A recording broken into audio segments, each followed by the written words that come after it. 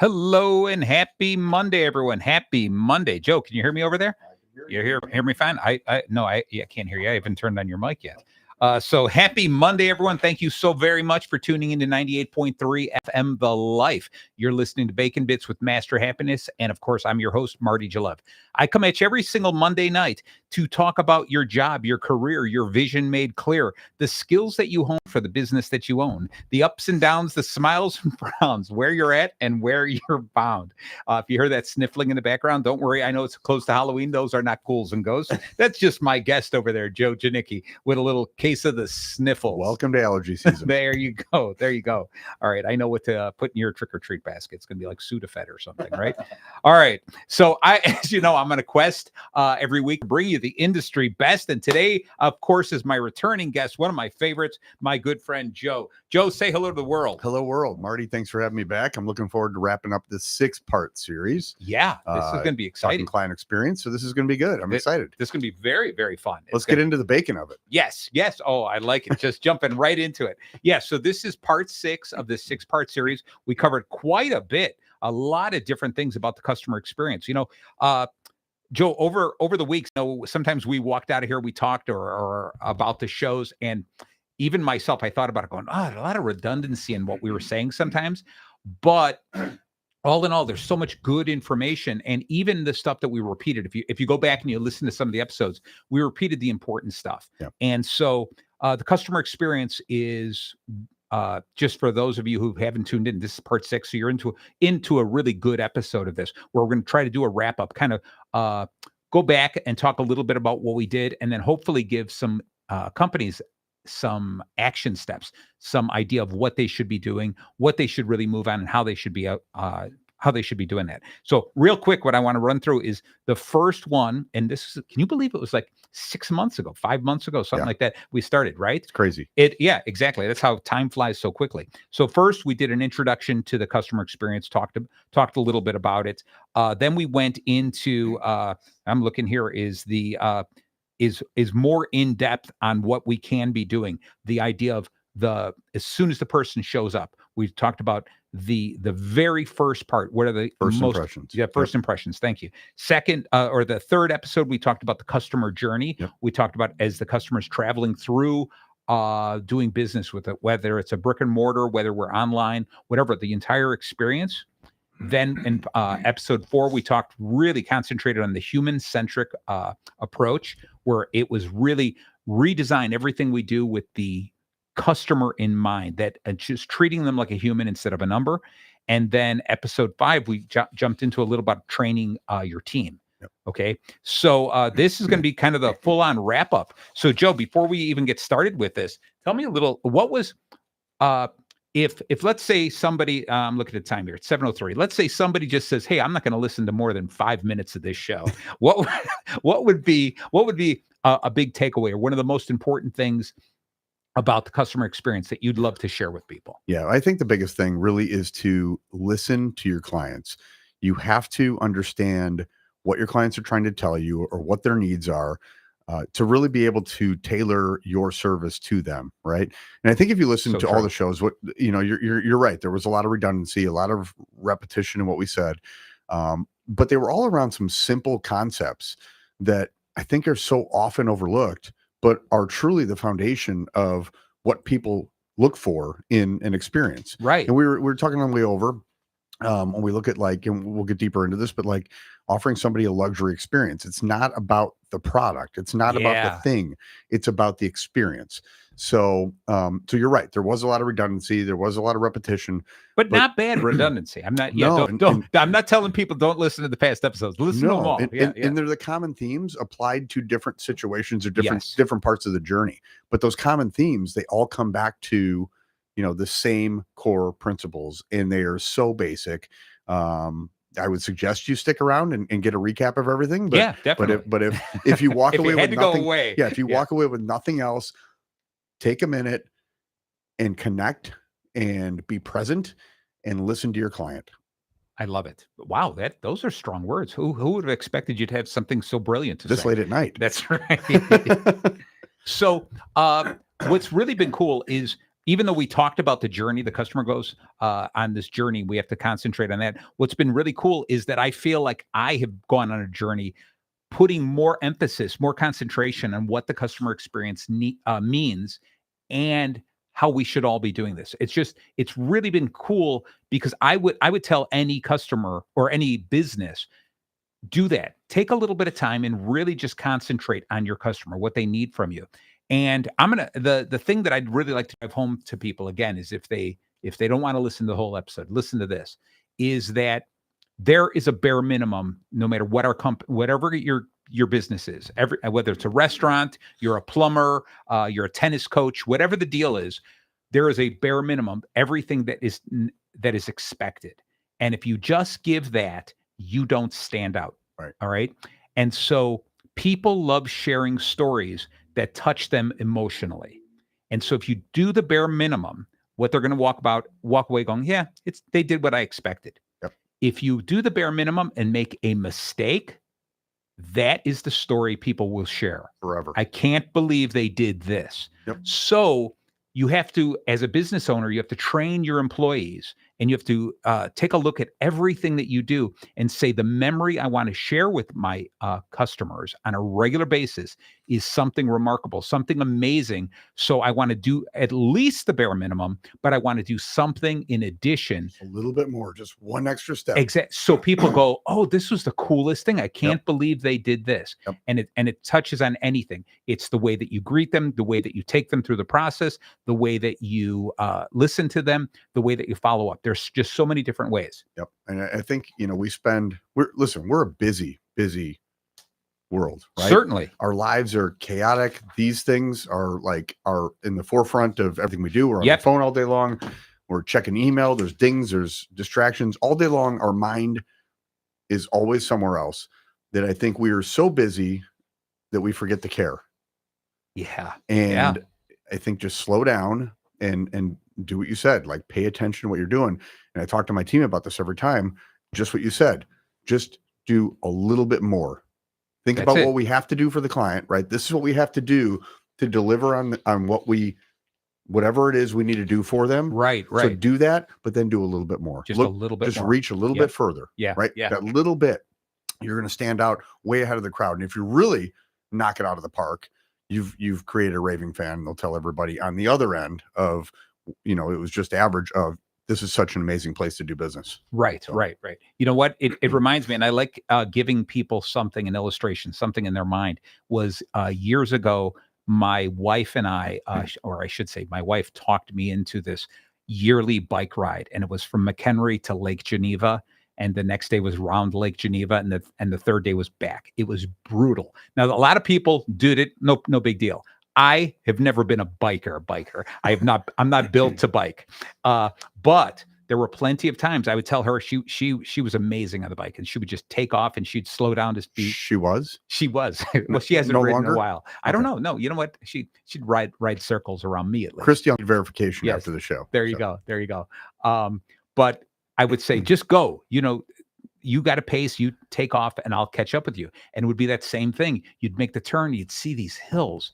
And all I had to say was, there's 20 feet in front of me. Concentrate on that. Yep. Make it to that. Yeah. And then just go a little bit further. Yep. Just go a little bit further. And it was amazing because just saying, I'll go a little bit further, and me on a bike, I suddenly did amazing things. I rode further, faster, longer than I ever would have thought. And when you think about that analogy, it fits so well into everything you do. Yes. It is so easy to quit. It's so easy to do just enough. Yep.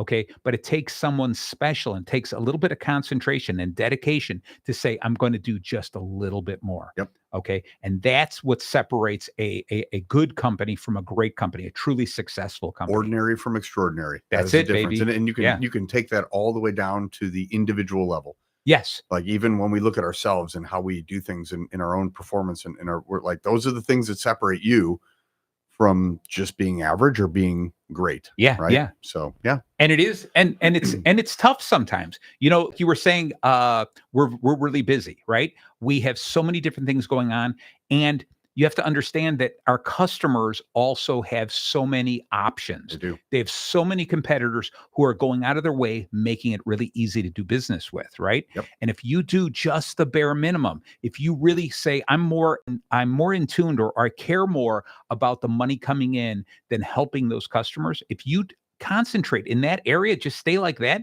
those customers are going to leave you in droves. Just as fast as they came in. We'll call that a Yeah. transactional mindset. There you go. That's it's essentially what that is. You are living your life from one transaction to the next. It is about, closing that deal, making the sale, getting them in, getting them out, and moving on to the next person. Yeah. And once they're a customer and whatever, they're gone. There's no value in you. There's no value in them. And the next minute something better pops up. Guess what? Bye. There you go. There you go. 100%. Your retention's out the door. Completely. So. And so there's one other thing is that I remember when I started my business and I was trying to figure out how to do this and which direction to go in, focus on what I was going to do, how I can help people, etc.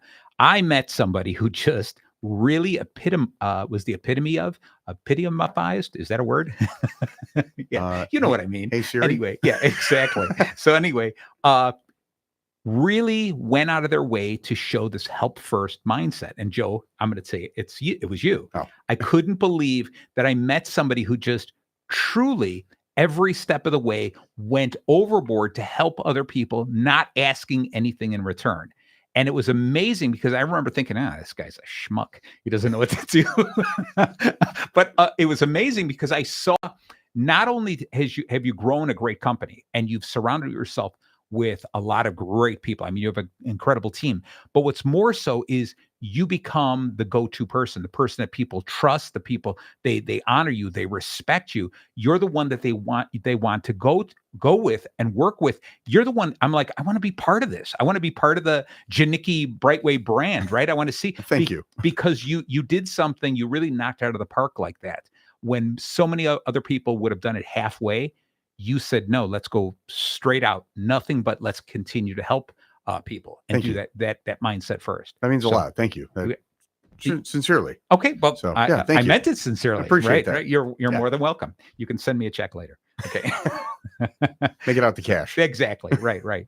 So, I think that's a big thing because that's what made you and your business so memorable. It wasn't, hey, what can you do for me? You were like, what can I do for you? And it was always like that right from the beginning. So you did a good job. And thank you for continuing to do that. Thank you. All right. It means a lot. Yeah. All right. So you mentioned bacon, Joe. I am hungry. All right. You know that what we do is with the name of the show is Bacon Bits with Master Happiness. And the reason it's called that is we give you little bits of bacon because everything that bacon touches becomes just a little bit better. But of course, we are not talking about the bacon for chewing. We're talking about the bacon for doing. Nice job. And let me clarify something. Yes. I don't want the bacon bits. I want the whole thing. Oh, yeah. The slab, baby. Let's go. Give me the slab. Let's Give me go. the whole hog. Right. All right. So today in our wrap up, I'm going to kind of lay it out like this. And let's see if you like this, Joe.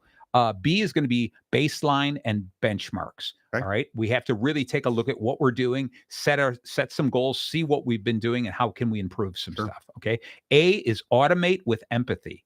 All right. So it's really easy sometimes to create processes, but not think of our customers. Right. So we automate with empathy. C is going to be close the loop. All right. So what we're going to do is it's every single bit of it. It's not just, hey, they bought from me. See you later. All right. O is going to be orchestrate an omni-channel experience. In other words, what we're doing is the way we promote ourselves is the same everywhere we promote ourselves. We don't have different stories all over the place. And then N, your favorite word, is nurture. Nurture loyalty. All right. That's where we're going. So do you like it, Joe? I love it. You're Let's loving do it. All right. So let's get into this first part of when we get into this is baselines and benchmarks. How do you, if you were to jump into with a company and they're like, hey, I need to grow. I've been stagnant for a couple of years. And the first thing would be obviously grab onto some of your figures, right? Taking a look at the processes or the numbers you've got. Yeah, absolutely. And I work in a sales organization. So for us, and I grew up in a sales organization. I spent most of my career in the car business. And it's that what gets measured is what gets managed, right? Yeah. So when we look at setting baselines, we look at our KPIs and the things that we measure. We used to, and I used to always look at the sales, right? Okay. How many did we sell? What numbers did we do? What was our profit? Blah, blah, blah. And, policies, premium, all that good stuff, right? But in reality, all of that happened in the past. So really, Yes.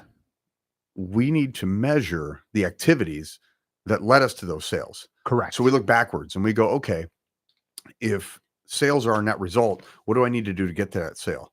And maybe it's my contacts with a referral partner. Maybe it's reach outs to whatever the case, right? Measure all the way back to where the activity begins that leads us through that. So my KPIs are different from most. Yep. Because I don't look at just what my sales and premium numbers were. They don't matter. That already happened. Not saying they don't matter, but they are a net result of what we do on the front end. And you can apply that to any business by looking at what your end goal is for that business. Right. And what activities does your team need to be focusing on for you to be able to achieve those goals? And then we go back and we put a number to those activities. Okay. So, and I wouldn't make this extensive. You make this too confusing. You put too many things out there, and it's no different than like a very complicated compensation plan. Yeah. Yeah. The more complicated it is, if a guy can't go home and explain to his wife how he gets paid, Or his child. or his wife can't come home and tell the family how she gets paid, it's too complicated. Yep. They will never perform the way you want it to. So when we look at this thing as well, I don't want 25 things that we're measuring. That's too much to focus on. When you throw that much out there, nothing will get done. Right. So let's simplify it. Let's take it down to 2 or 3 things. Yep. The 2 or 3 most important things, and let's measure those activities. Correct. I'm loving it. And I agree with you. I was going to say 2 things, but 3 would be the max. At the most. Just compensate them on those 2 or 3 things. And I think the starting point, going back to what this whole show is about, is the customer experience. Is I think before you start, you get your entire team together and map out the entire customer experience. Step by step, and see what it looks like, because you're going to create the compensation program in order to improve those areas that need to be improved. Too often what we do is, like you said, in sales, you just go, let's build more sales. But unfortunately, sometimes we increase sales at the expense of the customer experience, right? So I think the first thing we got to do is we really have to work on mapping it out, understanding the journey, and the strengths and weaknesses in every spot of that. Yeah. And then I would say take it a step further. After we map it out, get some key customers in here, a variety of customers, and talk to them about the journey, get their input. Because if I'm the one running it, I think my journey for the customer is perfect, right? Because I'm seeing it with those rose-colored glasses. I'm seeing it the way I want it to be. You're in the glass. Yeah. It's too hard to see those things from inside the glass. Yeah, you need somebody from outside. So you get them out there, and then it's what you do is you start creating those programs to push in those right directions. And understand, when you create that program and you say, here's the compensation program that we're going to compensate you more, or give you a bonus or a commission based on this, or you have a potential of getting a raise or a promotion because you hit these numbers. Remember, those are the numbers they're going to go after. Correct. So when you pick those intelligently, because that means they are going to concentrate there and maybe lose some concentration somewhere else. Right. And that's what's really important. And again, I've run into some people going, "Oh, that's so difficult." Then don't run a business. Sure, right? Yeah, Well, I think it comes down. You really have to understand your business, and we talked about mapping the journey for the client. Yes, you have to understand your process. You have to understand the client's journey through your process.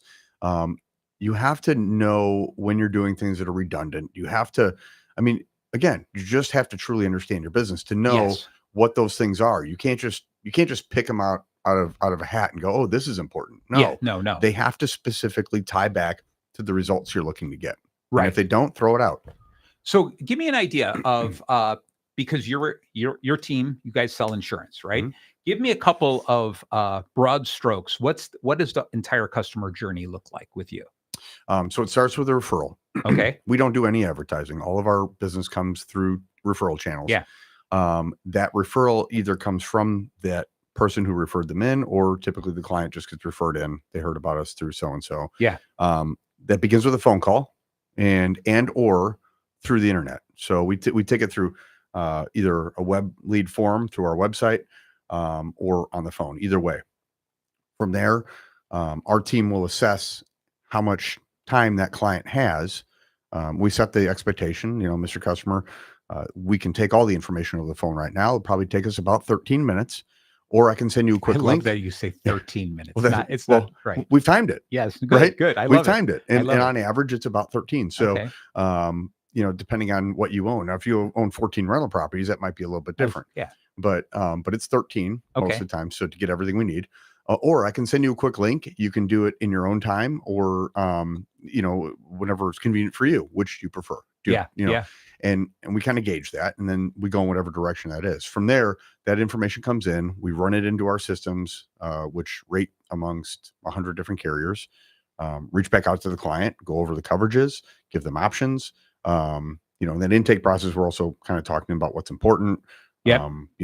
Kind of feeling out what they have and all that good stuff.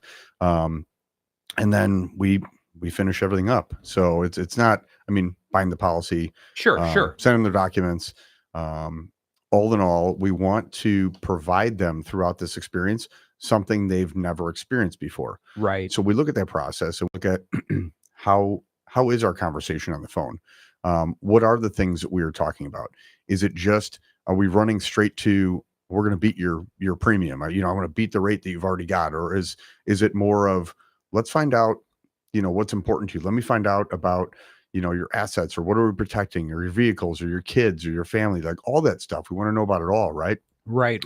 I want to provide them suggestions and not really suggestions, but I want to give them options based on that feedback as a professional, as opposed to just going straight to, this is your price. Yes. Right. Because we are professionals, and, so it's important to us in that journey. And the other thing is finding out where that client wants to be met. How do they want to be contacted? Right. What is a preferred method of contact? If I get somebody on the phone and they're like, I got to move, you can tell in the speed of their voice, how fast do they talk? Do they want to get off the phone right away? Well, let me find a way to get it as quickly and as convenient for them as I can.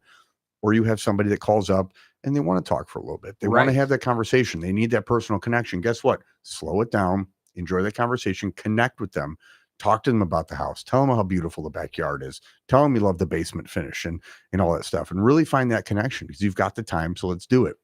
When we close everything out, I don't want, and I'm going to give away a trade secret here. Yeah.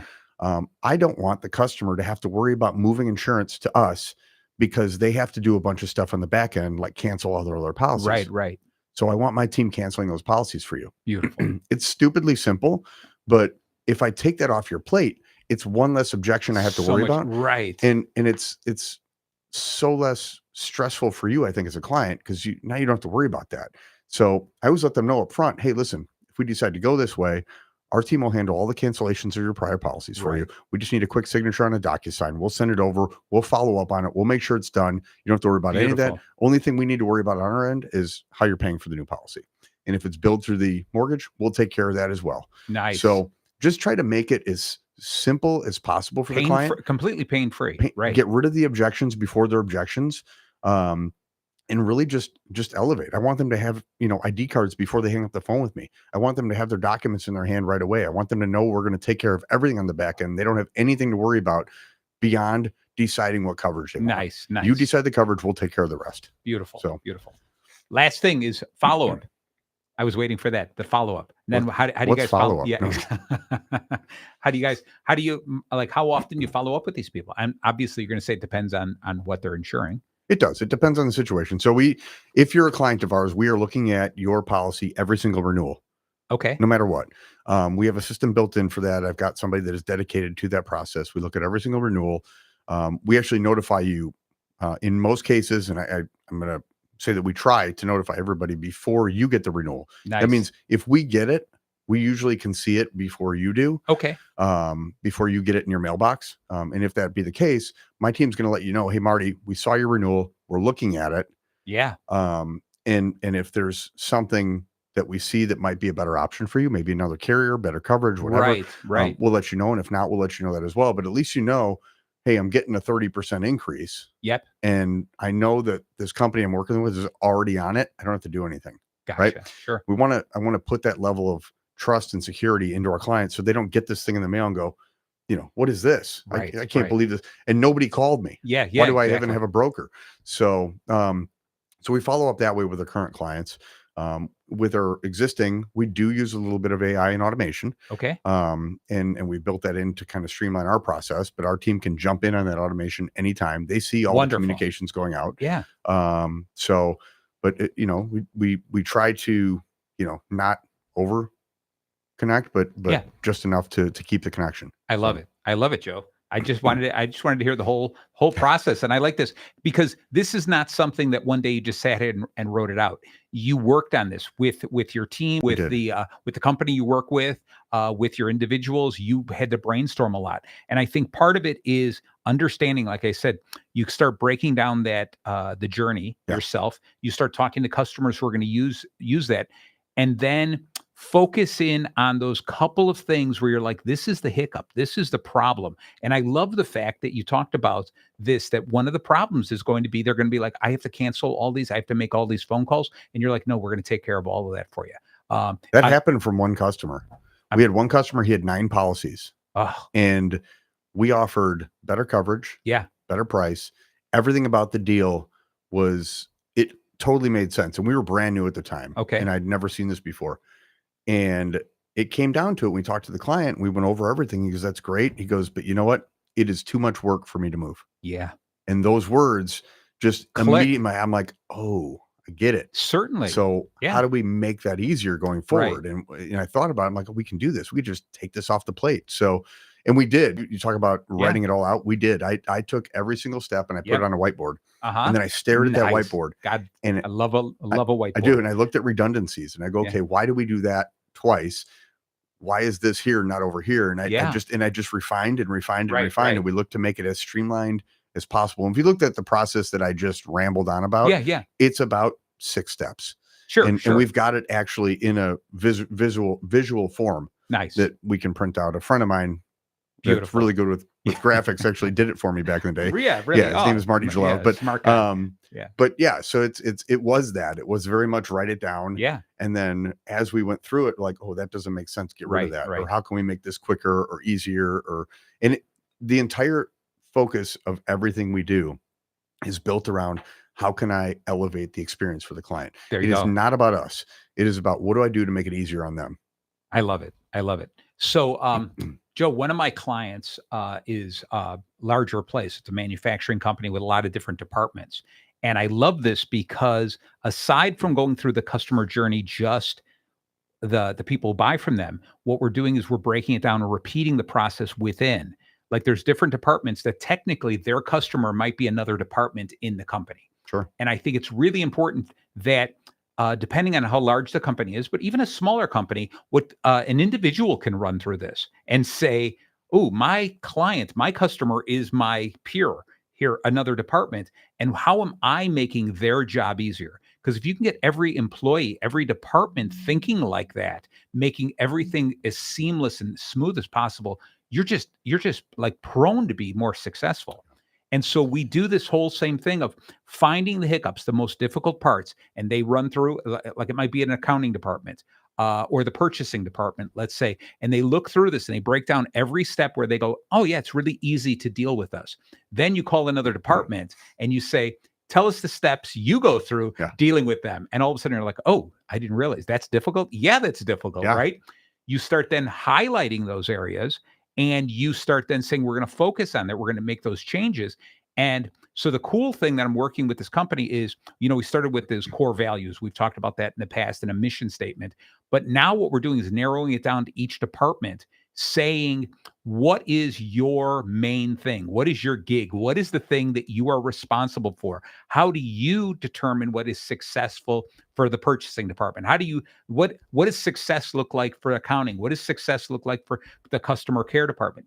Each one of them, they have to come up with their own definition of success for their department and how it falls in play with the greater plan for success. And it's really cool because you can keep narrowing it down smaller and smaller down to the individual employee and say, consider yourself, granted we've got customers who buy from us, but you also, one of your customers might be your supervisor, or your supervisor. One of my customers is my employees, right? And so it's really important to take it a step further, but understand the system. And the more you can understand the system, if you can use it internally, you can definitely use it externally, right? Yeah. And work better with your vendors as well as your customers. Well, you have to. It also eliminates the chaos. Yeah. So yeah. by having that documented and taking the time to really understand your process and taking the time to really understand the journey or whatever it is, even internally, it allows you to bring people into your organization, Yes. plug them in, scale the business, and have them understand how to do things the same way with consistency every single time. It's so well oiled. Otherwise, you get Right. all these people that they bring them in, they do their own thing, and you come into your business and you're like, what happened? Yeah. Why is everybody doing things differently? Why is there so much chaos? Why is it not working? Why is the business falling apart? You don't understand. You didn't document your process. Right, You don't right. understand your process, and you didn't teach your process. So There you go. There you go. So it's extremely important. Again, even internal business functions need to be able to understand what they do, how they do it, Completely. and Right. why they do it. Yeah, exactly. Exactly. So one of the other things is, before we jump to the next letter, I can't believe it. We're really beat this one down. But that's cool. It's important. Is I liked the fact that you had said this customer had 9 different policies and says it's just too difficult. Yeah. So you think about this: the current insurance agent or broker he was dealing with, he was willing to pay more money because it was difficult to leave. It was difficult to know how to end it. And wouldn't you rather, and this is for any company, wouldn't you rather they say, I'm going to stay with you. I'm willing to pay more because of the service I get. Yes. Yeah. That's what you really want. You don't want them to go, it is so difficult to quit. Oh my God, then I'm stuck with them forever. I would rather go, I'd pay twice as much because they are so good. They are on top of things. He should have been the first call when the rate went up, not me. Yeah, exactly. Exactly. So let's jump into this. So we talked about the baseline and the benchmarks in here. So A is, once we have those kinds of things and we've identified the problem areas, the places that need to be fixed, it's A is automate with empathy. Okay. And today's day and age, we did a whole show on AI. Yep. And people are jumping into AI, letting AI do a lot of things, which is great, but you have to continue to remember that AI is a tool. Yep. And the best way I've said it is I teach people, treat AI as an intern without a vision. Okay. That's good. You like that, right? Yeah. He's just sitting there. AI is sitting in the corner waiting for you to say, hey, go do this. A very knowledgeable, an extremely knowledgeable intern. Yeah. Right. But no vision. Yeah. He's not going to do anything, or she's not going to do anything until you say, I need you to do this. Get me this information. Get me this report. Bam, here it is. Right. And so, but when we are ready to automate, and there are so many cool ways to automate. There's so many different programs, so many different companies that you can partner with who will help you automate and give you shortcuts. But we've got to automate with empathy. Yes. Our end goal is to say, just like the conversation we're having on the way here, is automate or delegate some of that stuff so that you can concentrate on other stuff. But everything that we do has got to be, what is the experience that my customer is going to go through? Yep. If it's going to worsen their experience, then don't do it. Correct. Right. And we talked about in a prior episode about balancing the line between convenience, yes, and high touch client touch, right? High client touch, right? So we are in a convenience economy right now. Yep. And people want convenience, but they also strive for that personal touch. So you really have to balance that line. And we look at automation, and 100% right. There has to be. I love the way you put that. Automate with empathy. Yeah. Because we're straddling that line. You can't go too far to one direction, because none of us are really. We're not Amazon. No, it's hard for us to operate in that space. People still want to talk to somebody, especially in our business. Yeah. We are very much a relationship business. I can't put everything onto AI or automation, but we can use it as a tool. Yeah. So I'll tell you what, we're gonna come right back. I noticed this. We jumped through this. We got to run a couple 4 of minutes messages late here. Yeah, we're gonna run a couple of messages here. So everyone, just stay tuned. We'll be right back. We're talking about, this is part 6 of the 6-part series on the customer experience. Got my good friend Joe Janicki here. So stay tuned. Since Comcast came into the Lake McHenry County area as the primary source for cable TV, they've shown themselves to be one of the most community-minded companies around. They've graciously provided our studio facilities with cable TV services so we may monitor national news, and CHSI high-speed internet service so we may stream our broadcast signal via the web to increase our coverage area to include a global audience. For more information on basic cable, digital cable, or high-speed internet cable services, their website is www.comcast.com. Explore the heart of our community with Unlocking Lake County. Join me, Dick Barr, as we dive into the local real estate scene, spotlight vibrant businesses, and celebrate the people who make our county unique. Tune in every Wednesday at noon on 98.3 The Life FM for insights and stories from around Lake County.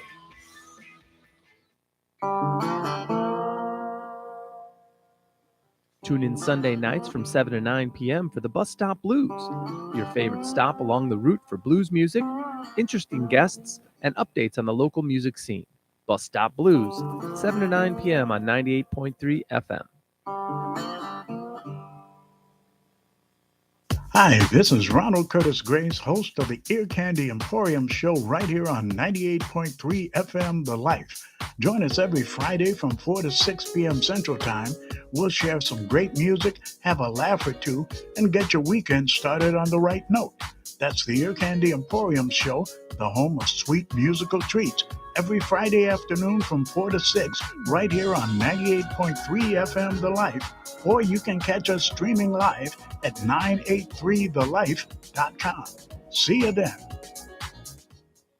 The Life 98.3. Life's hits from the 70s, 80s, 90s, and now. Welcome back. Welcome back. Thank you so very much for staying tuned in. You are listening to 98.3 FM The Life. I'm Marty Gillette, the host of Bacon Bits with Master Happiness. And I got my good friend, my sidekick for at least once a month now, is Joe Janicki. And we're talking about the customer experience. This is part 6 of a 6-part series. This has been just a great series. It's helped us concentrate even more on the benefits of making the journey for the customer within your business as special and as wonderful and as remarkable as possible. It helps everybody in every way. So we talked a lot about the baseline and benchmark. That's the B in our bacon today. A is the automate with empathy. And so we're talking about, it's cool to add processes and procedures and systems and put them in place, but don't do that as the result, if the result is going to hurt your customer or the connection you have with your customer. It's interesting, Joe, you had mentioned we're not Amazon, and the way you made it sound was kind of like they don't have to empathize. No, they're good. I was going to say, I mean, they empathize really well. No, just the opposite. Yes. And I think they have figured out that balance point and they're incredible for automation and the human touch, right? Yes. If I don't know if you've ever had an issue with Amazon where you actually needed to talk to somebody about how simple it is actually to get somebody on the phone with Amazon. Oh, I've never needed to or never pursued that. Stupidly simple. Simple. Yeah, you go to a thing and actually they don't have a phone number. They call you. You put in your number. Okay. They immediately call you, and their goal is to resolve the issue. Yeah. Whatever it is, immediately. Nice. They are probably one of the easiest companies to do business with. I mean, besides their obscene return policy. Yes. The fact that you can purchase things immediately, and you go, oh, I forgot to buy something. Well, okay, go buy something else and put it through, and free delivery, whatever else. Right. But when you do actually need a human being, you can get them on the phone immediately. There's no waiting, there's no nothing. So they have figured that out, and they've done it, just incredibly well. So hats off to Amazon for that. Yes, exactly. They do it right. That's right. So what are some of the things that, obviously, there's so much that I think about, even with this show, Joe, when I first started this show and put it on from the live episode over to my podcast, Bacon Bits with Master Happiness, anywhere you listen to podcasts. The first time, it was a laborious thing of all the work that I did. But then even this, over the past 4 years, the evolution of AI has helped me in so many different ways. And I found so many of these great shortcuts that not just am I able to do some of the things I did before quicker, but I can do it more efficiently and I can do more. Yeah. I can do so much more with so much less time. Yep. Okay. I would never want this podcast to suddenly turn in going, yeah, Joe and I, we're not even showing up. We have simulated voices doing the entire show. We still need the human touch. This Sure. is what this is all about. But it's so neat to be able to say those redundant tasks, those ones that are really simple in the background, that there are ways to automate them as long as it doesn't hurt my brand. It doesn't hurt the experience my customers go through. Yeah. And I think everybody should start with one. Take a look at what you're doing, some repetitive task that you're doing over and over and over again. And you want to look at those before they get tiresome and boring. Yeah. Before you start making mistakes, because it's just you're assuming it's the same thing. See if there's a way to start automating that kind of stuff. Yeah. Now you automate a lot of stuff, right, Joe? We do. We have automation built into our follow-up process, whether it be a text message or an email, whatever. And it's, where we have to be careful is there are so many things that you can dump into AI, whether it be a Yep. social media post or an email or whatever, and you immediately read it and go, this is AI, right? Yes. So you have to really learn how to prompt, and you have to make it personal enough to where the stuff you're sending out, it doesn't feel like AI. Right. It feels like this text message I got is from my agent, right? And that's the way it needs to feel. It needs to be real. It can't be over worded and all the other stuff. It was like I had somebody show me like this thing that they had done. I'm like, get rid of the emojis. Yes. Like there were like 100 emojis in the thing. I'm like, that immediately screams, I put that in ChatGPT, and that's what you got back. So stop that. Stop the nonsense. Make it real. Make it personalized. I take a lot of stuff out. If I ask it for help in designing or rewording something, right? Hey, I just can't. I'm overthinking this. I'm taking so much time to think about how I want this email to be worded. I'll drop it in, reword this for me. I'll look at it, go, yeah, like that, move that, switch that, boom, send it. Exactly. So I still personalize, but I don't spend as much time overthinking things that I would normally sit and stare at it and try and reword it and wordsmith it, whatever else you want to call it, to where it was perfected, right? Yeah. That time savings is just incredible because we take so much time away from, again, for me, I just overthink things. Yeah. So, and I want it to be perfect. And I think I'm with you on that. Is I'll open up a Word document and I'll just start brainstorming and free thinking and just typing all the things I want to say. Like this is an email or this is a blog post I want to write. Make sure I'm going to cover this. Oh, that's right. And then also mention this and do this and etc. And lay this whole thing out. And then take that, copy all of that, and I drop it into an AI program.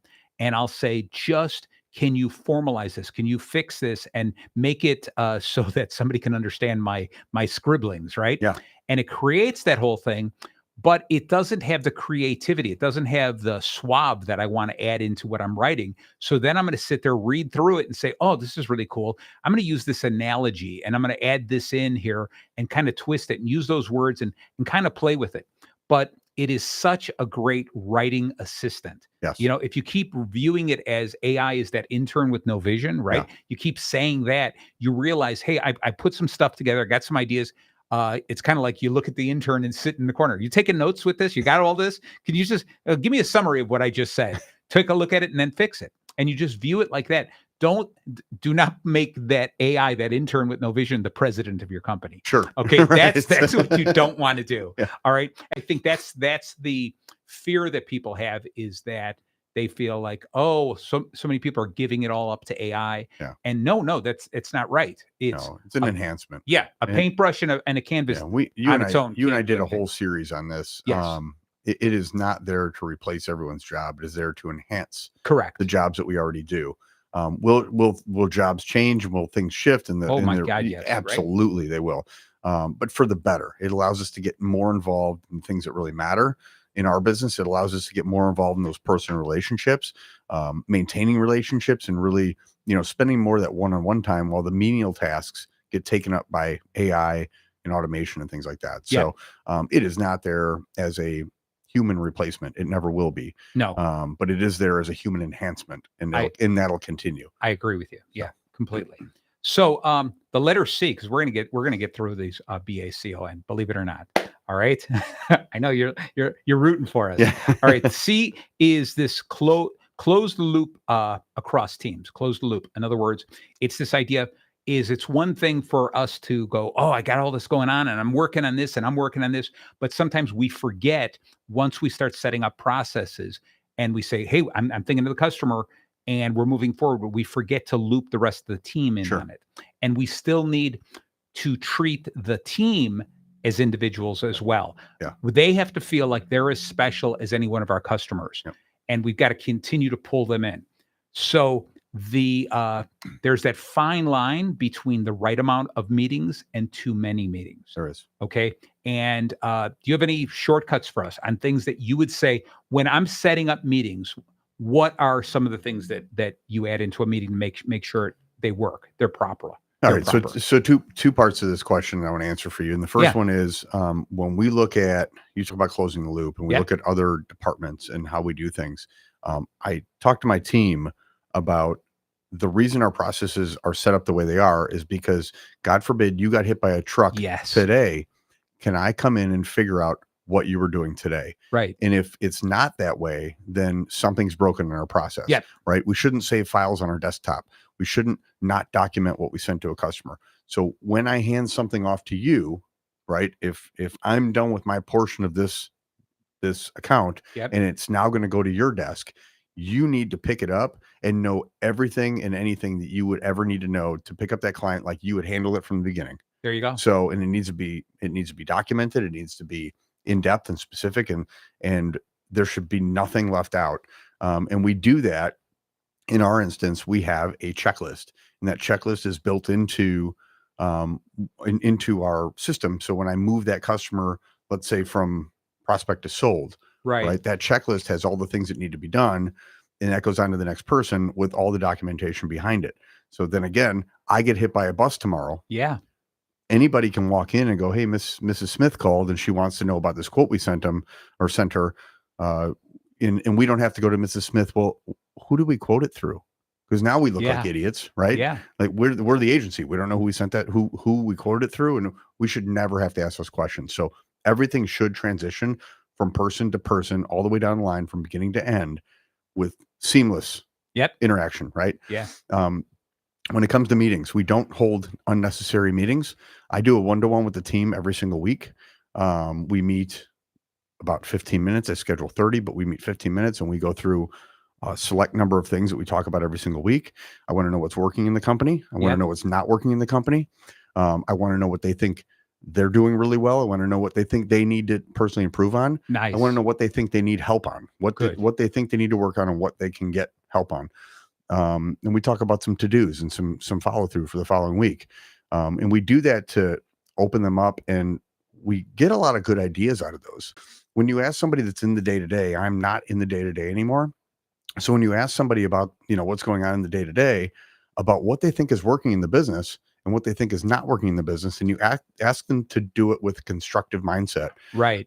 They aren't just, excuse my language, I'm not going to say the B word. They're not just complaining, right? Right. They're coming to you with constructive ideas that they think could improve the ultimate goal, which is the experience for our client. That's all that matters. How do we improve that? Yes. So when we look at the business like that, we start to build that into our framework and into our culture. You start to get some really good ideas, and there's some things you can act on. You go, we didn't realize that we've been transitioning from one system to another. We've been through 3 CRMs in the last 2 years. Wow. And in the process, I found out that people are intaking clients in 3 different ways.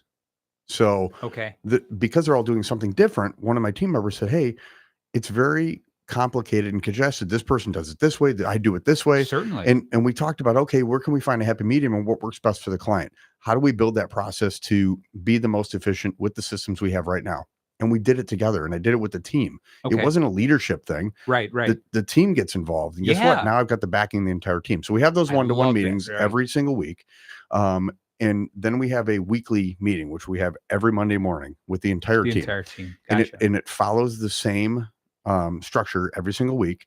We talk about the same things. We talk about our KPIs. We talk about what's important to the business. We talk about any client headlines that we need to worry about, any issues.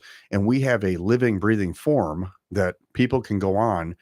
We use Microsoft Whiteboard, and they can list things that they think are important that need to be added to the agenda. So then when we get to that part where we have something we need to talk about as a company, maybe we need to address, it's already on there, and I'm not bombarding your office every 3 minutes to go, Right. hey, Marty, can you fix this for me? Yeah, Hey, I yeah. got this issue with this. Hey, what do you think about this? Right? Gotcha. Everybody's trying to do a job. So put it on there. It'll sit there in almost a parking lot until Monday. Right? Gotcha. If it's urgent, we need to address it differently. But this way we avoid all the unnecessary, interruptions, and we get to move through things. And we have our weekly, and then we have our one-to-one. So I like it. I like it. That's why I wanted you to talk on this, because I visit clients and I help them. I watch how they do meetings, and I wanted to hear how you do this, because I think I've seen enough of your meetings and been part of some of your meetings enough to see I really like the way you lay it out.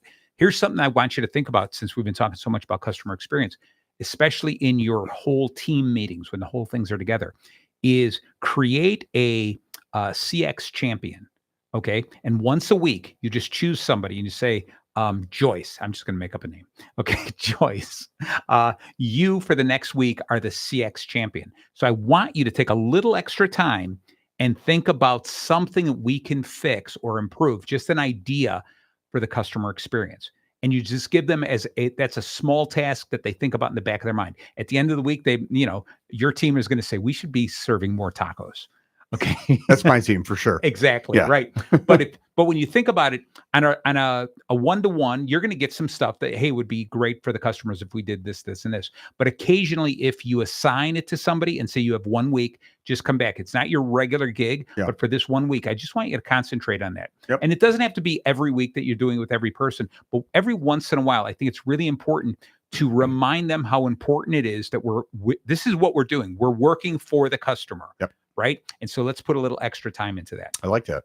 All right. So let's just jump to O, which is orchestrate an omni-channel moments. In other words, everywhere, once we have our path, our goal, we have our journey set up, we have our brand that we set up, we have got to continue to put it the exact same way everywhere. And I think what you just said about you have 3 different systems, everyone's doing it differently, is the perfect example of not necessarily the right way to do it. Right. Yes. So what you got to do is look at it from every regard. Like if somebody comes in through a referral partner and comes to you, if somebody finds you online, if somebody, however, they walk by your store and they walk in, is the process they're going through always going to be the same way? When they see you on LinkedIn, when they see you on Facebook, are they getting the same feel from you? When they visit your website, are they getting the same feel? When they walk into your store, is it the same feel or is it odd? No, it has to be. Yes. And it starts with process. Yes. It once they're documented, then the next step is training. And then it's just what's the word? They're just I don't know, just autonomous. They're just in it, right? It's just it's just immersive. That's Okay, the word. gotcha. So you're immersive and you're seeing it from the rest of your teammates. But it all starts with the beginning with having your processes documented, organized, understanding how that client flow is supposed to go and what you're supposed to do every step of the way. From there, we just immerse you in the process and training, and there you go. And if everybody's doing it, it starts at the top, right? You can't ask everybody to answer the phone a certain way and then have your leader answer it a completely different way. Correct. So then now you've opened the door for them to not follow the process. Yes. Why are they doing it different, right? And I think and I think you got to also add in the way that you're promoting yourself. Yeah. All the different ways you promote yourself. If you're promoting yourself as a help first entity, someplace else, you have to stick with that. That's who we are. It becomes your brand. Yes, exactly. So, and you got to stick with that. Yeah. Christy and I just a while ago went to a restaurant in Long Grove. I'm not going to give you the name. Food was great. Everything was great. I'll gladly go back again. But what we did was we spent some time looking around. And when we left, I asked her, what was the logo of this place we were at? And she kind of was like, oh, it was mostly just a font. And she was like, let me think about it. And I was like, I looked around the restaurant and they had at least 4 different versions of a logo. Really? Like they couldn't commit. Wow. And I went online and it was a struggle to find their logo. Interesting. Okay. So it's really interesting because it seems like they had been growing and changing and they were in the middle of maybe changing their logo or something, but they had made no concrete effort to do something.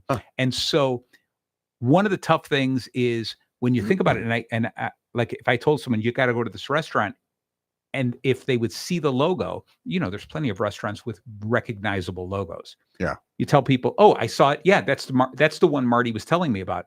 This one, if I described it and told you, you'd drive by it 100 times and never find it, right? So I think this is what's so important about having a brand, having a message you want to share, and you have to share the exact same message everywhere. Yeah. You've got to bring everyone together. Yep. So we're getting down to the end here. Let's So nurture. yeah. So nurture, it's about nurturing loyalty and advocacy. All right. That's what we're talking about. And I think this is what we've been this is the essence of the customer experience. It's doing all those types of things to make the customer want to do business with you, making your business irresistible, making your business something worth talking about in a positive way, making them want to share the experience with other people because it's a great experience. They don't want to share the experience because they want to give you 1 star and they want to make sure everyone sees it. Yeah. No, they want to share it with you because it's a delight and they want to invite friends. That's the direction you want to go in. So, Joe, as we're ending here, what is a couple of things that you would say are some of the best ways that you can help people, other businesses, nurture that loyalty and advocacy? It's a great question. So It's a wonderful question. That's why I asked it. It will take us all the way back to the beginning of the show. Yep. We have to understand our clients. We have to build a relationship with our Yep. clients. Yep. This has to be more than transactional.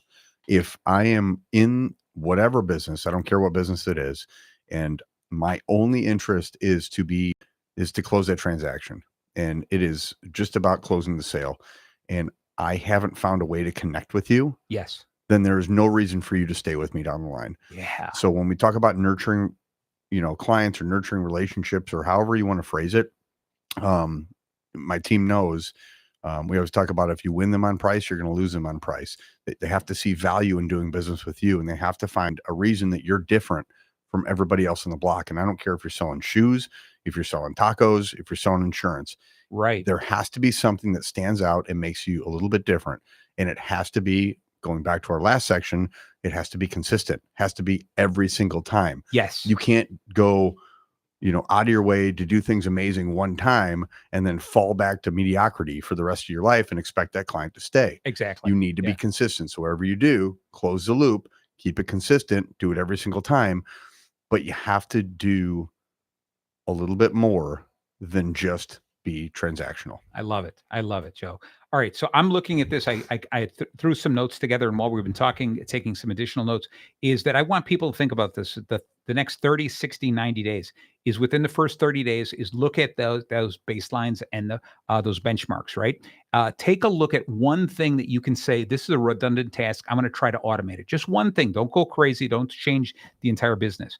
Within the next 60 days, go back and look at how that is working for you, right? Work with this whole idea of nurturing your employees and nurturing your customers based on that and checking it. And then within the next 90 days, I want you to take it a step further, push that even more so. If that's working and there's certain things that you're doing that are working really well, see if you can take that, mimic that into other areas of the business and keep moving it. But you've got to, and we're going to go way back to the beginning of the show. You've got to do it one step at a time. You got to do just a little bit more, just a little bit more. Don't give up on it. It's the only way that you're going to build the business and make it survive. Yep. So, Joe, we got all kinds of ideas about our next segment. We'll talk more, but I suggested to you that we talk maybe about building a big team. What do you got? Any other suggestions? Or do you absolutely love that idea? I think that's a great idea. All right. Yeah. And what I love about it is that I did a lot of things wrong and I learned from some really great mentors on how to do it right. Yes. So I would love to walk into that brick wall. Yes. All right. I love it. So yeah, so figure that's the fourth Monday of every month. All right, regardless of what Joe said, and every holiday that falls on a Monday. That's what it seems like, right? So yeah, this is gonna be cool. We're gonna start. We'll if you need more information, obviously go to masterhappiness.com/live, or it would be baconbitsradio.com. Either way to find out more information about more shows that are coming up. And if you missed any part of this episode, or if any of the previous episodes, definitely go to Bacon Bits with Master Happiness. The podcast, look that up, and you can find links again on masterhappiness.com/live. Thank you so much, Joe. Thank you so much. This has been an incredible series. Thank you, Marty. All right. Take care, everyone. See you next week. KRLR 98.3 FM LP, Round Lake Beach, Illinois.